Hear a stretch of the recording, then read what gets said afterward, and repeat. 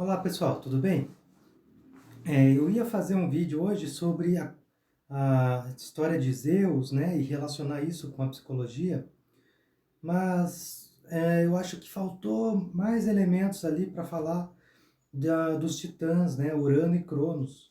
E eu acho que a parte que vai dar o toque final aí dessa série de vídeos dos titãs é o vídeo de hoje, tá, pessoal? Então, o que acontece? Vou falar um pouco aí das implicações ainda de Urano, né? Que eu deixei para falar e acabei esquecendo.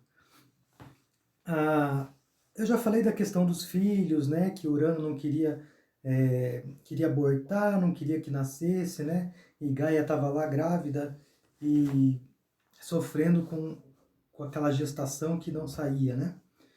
E tornando aí o Urano um pai monstruoso, né? Um pai negligente, um pai medroso que não queria ser um pai, né?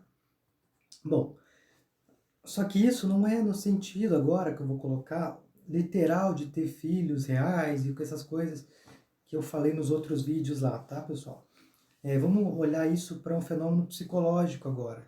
Vamos colocar Urano como um ser, um ego, né? Uma psique total ali também. E aí essa psique total envolve o masculino e o feminino, né? Em Urano. Urano, ele tinha a questão de prender os seus filhos na mãe, né? E o que que isso significa? Que se a gente olhar isso como a mãe, a Gaia, como uma parte dele, né? O feminino dentro de Urano, né? Que, como o feminino dentro de Urano, como assim? Bom, nós todos crescemos por um pai e uma mãe, então todos nós temos internalizados ali um lado feminino, né? E um lado masculino que é herdado aí do nosso pai e o feminino da nossa mãe. Se a gente olhar Gaia como a parte feminina de Urano, né? A gente vai ter bastante coisa para falar, né? Em que sentido? A parte feminina, ela é criativa, né? Ela é fértil, vem da maternidade, vem da matéria, ela que gera as coisas, né? E E essa parte feminina, ela tem os toques do feminino, né? Quando essa parte criativa vem do feminino, ela tem seus toques femininos. Então vamos imaginar aí que Urano, lá na mitologia, ele deu a, ele fecundou Gaia. Então ele teve algumas ideias, né? Alguns pensamentos, algumas coisas que poderiam ter sido geradas, mas ele não quis gerar, né? A parte feminina dele podia ter dado à luz coisas lindas, né? Vamos supor que Urano, sei lá, tivesse com um impulso ali criativo de fazer uma poesia, por exemplo, né? De ser um poeta, né? E o que ele fez? Reprimiu isso, né? E reprimiu isso porque é uma parte do lado feminino dele que ele não aceitou.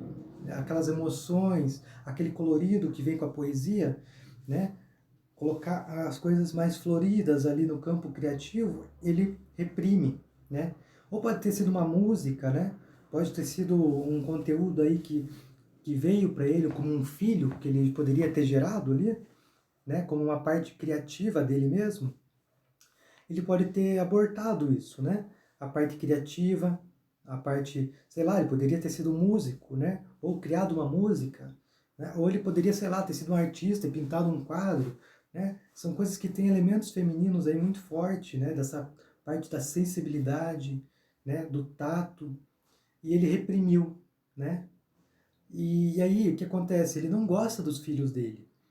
Porque o que acontece quando a gente vê uma coisa bonita e a gente reprime?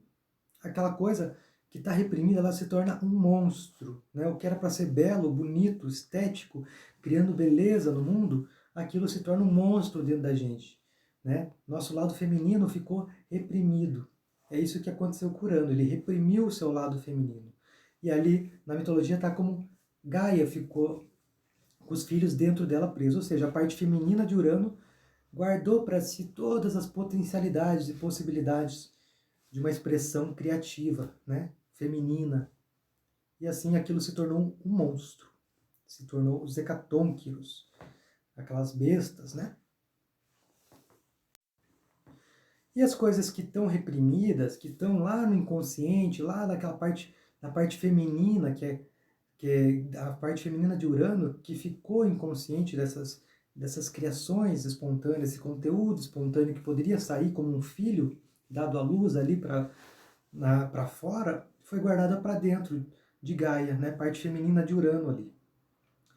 Só que a parte feminina lá estava grávida daquilo, aquilo tinha que sair, né?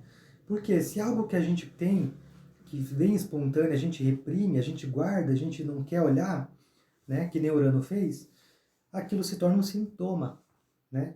Quando se torna um sintoma, aquilo acaba sendo uma doença, né? Se tornando uma doença.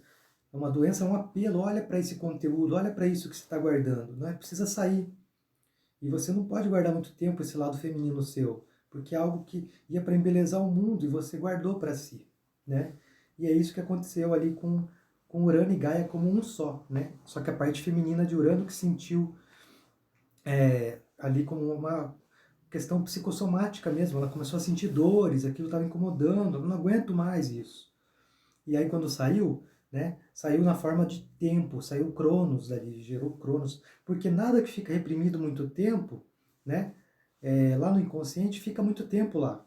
E o tempo é o que surge disso, né, mostrando que o tempo mostra que essas coisas não podem ficar guardadas muito tempo.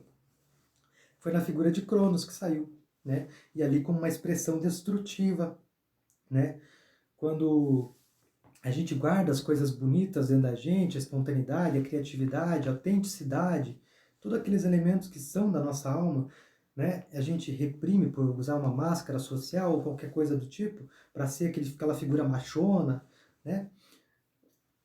Quando a gente guarda isso, aquilo se torna um monstro dentro da gente, né? Que nem os hecatônquiros, que nem aquelas bestas lá que ficaram guardadas lá na Gaia, e a gente não quer que as coisas belas se tornem monstros, porque quando elas tomarem forma na nossa vida, elas vão vir como doenças, né? Vão vir como sintomas horríveis, né? De depressão, aí, de pânico, de sei lá quantas expressões a gente tem de doenças psíquicas, né? E é isso que aconteceu aí com Urano, tá bom, pessoal?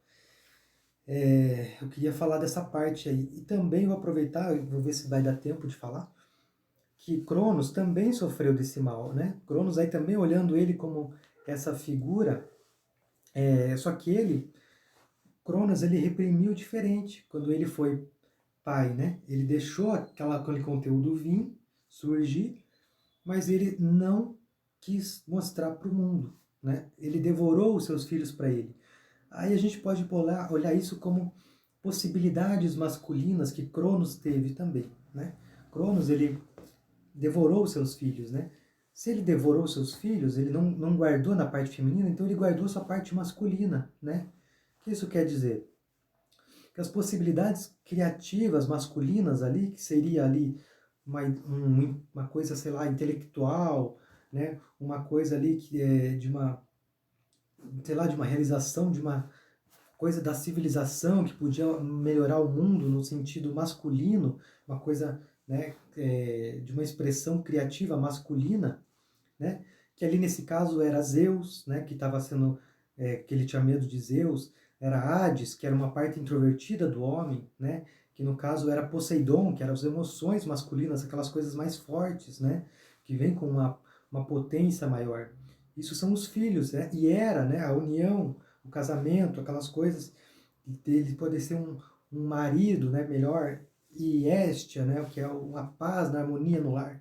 Esses são os filhos que Cronos guardou para ele e reprimiu, né?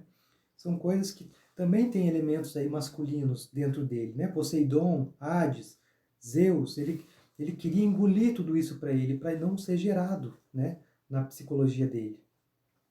Mas novamente, né? Esses traços masculinos também, né? E traços masculinos a gente tem aí de pessoa ser bem-sucedido, empreendedor de sucesso, ganhar altos degraus ali, ser um líder, né? Ser aquela pessoa que a gente pode aí semelhante a Zeus aí, né? Um empreendedor de sucesso.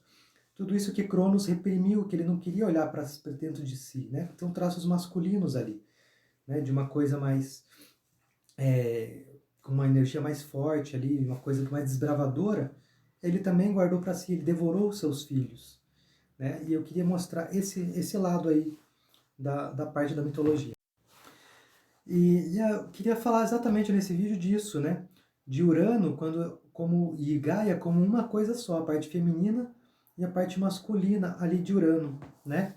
E Cronos também, quando ele tem aquelas ideias criativas que vêm ali da uma questão masculina, também ele guarda para ele também, né? Ele não quer, ele reprime o lado masculino nele, né? E aí a gente pode até olhar Cronos como sendo ali a figura masculina, né? O lado masculino de Urano. Também dá para olhar por esse lado. Né? Mas são conteúdos que foram reprimidos ali. E a gente faz parte de uma psicologia só. Né? Tanto Gaia quanto Urano, né? Cronos como Gaia, pode ser tudo a parte feminina de Urano e Cronos com a parte masculina de Urano. Né? Coisas que ele reprimiu para si, que ficaram guardadas no inconsciente e se tornaram monstros, se tornaram sintomas, se tornaram doenças. E vem tudo com força destruidora naquela história da mitologia. Né? Tudo com guerra, envolvendo guerra, briga, conflito, mostrando aí que não pode, não deve, e se torna uma doença quando a gente guarda as coisas pra gente, quando a gente não gera os filhos, né, da nossa alma, a nossa criatividade, a nossa expressão espontânea, a nossa autenticidade. Tá bom, pessoal? Esse vídeo eu queria trazer esse outro lado aí que a gente associa com o inconsciente e as repressões naquele mesmo mito de Urano e Cronos. E acho que agora finalizou esse assunto dos titãs e a gente pode passar nos próximos vídeos aí para a figura de Zeus e os seus irmãos, tá bom? E olhar a parte psicológica disso. Obrigado, pessoal!